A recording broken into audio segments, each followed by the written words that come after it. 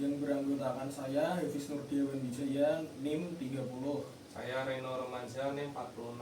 Saya Dwiki Bestantio, NIM 21. Saya Ivan Andika, NIM 33. Kami dari kelompok 12 ingin menjelaskan materi tentang perjanjian internasional. Pengertian perjanjian internasional adalah kesepakatan tertulis antara dua atau lebih subjek hukum internasional, seperti negara atau organisasi internasional yang diatur oleh hukum internasional dan menimbulkan hak serta kewajiban bagi para pihak yang terlibat. Perjanjian internasional harus dibuat secara tertulis meskipun bisa dalam satu instrumen atau beberapa instrumen yang terkait. Selanjutnya, pembentukan perjanjian internasional. Setiap negara yang merdeka dan berdaulat memiliki kapasitas untuk membuat perjanjian dengan negara lain, termasuk juga organisasi internasional. Para wakil negara tersebut akan dilengkapi dengan dokumen yang memberikan mandat dan wewenang untuk melakukan perjanjian internasional. Pada praktiknya, aktivitas negara dalam pembuatan sejumlah perjanjian internasional harus dilakukan secara langsung oleh wakil-wakil negara yang diberi otoritas untuk membuat perjanjian dengan negara lain atau organisasi internasional. Baca dari dulu. Keragaman bentuk dan aktor dalam perjanjian internasional. 1. Sebagaimana dikemukakan di atas, perjanjian internasional memiliki keragaman bentuk dan nama, antara lain Charter, Convention, Treaty, Agreement, Pact, Memorandum of Understanding, MOU, modus vivendi, dan sebagainya. Aktor yang terlibat dalam perjanjian tersebut bisa berbentuk negara atau aktor selain negara, non-state actors, yaitu organisasi internasional, perusahaan internasional, dan lain-lain.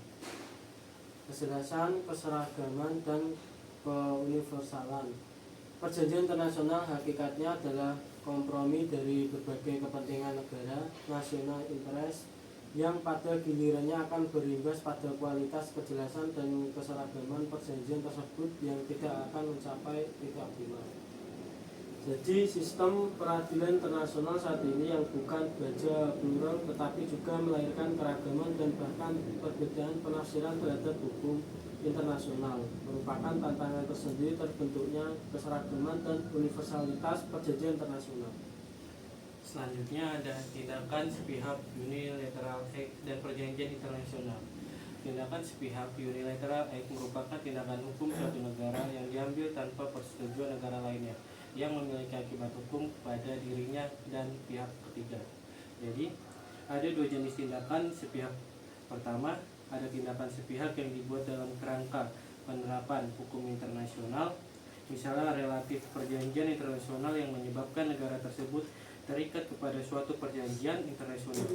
Pernyataan keberatan terhadap suatu perjanjian, the making of the protest, yang mengakibatkan negara tersebut tidak menjadi bagian dari perjanjian tersebut. Yang kedua, tindakan sepihak yang tidak ada kaitannya dengan penerapan hukum internasional tertentu, tapi memiliki akibat hukum tertentu terhadap negara tersebut dan juga pihak ketiga. Lalu yang terakhir, ada tindakan sepihak ini berada di luar konteks sumber hukum internasional menurut pasal 38 Statute ICJ serta bentuk dan substansinya sepenuhnya bersifat sepihak atau unilateral.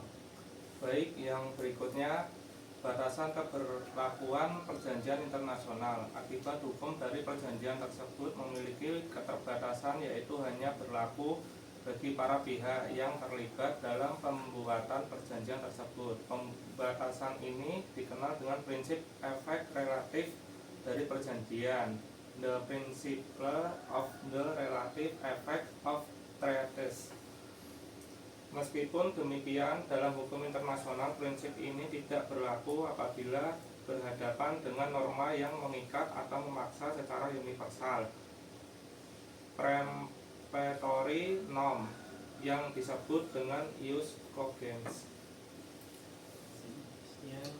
Sekian dari presentasi kami. Terima kasih atas perhatiannya. Wassalamualaikum warahmatullahi wabarakatuh.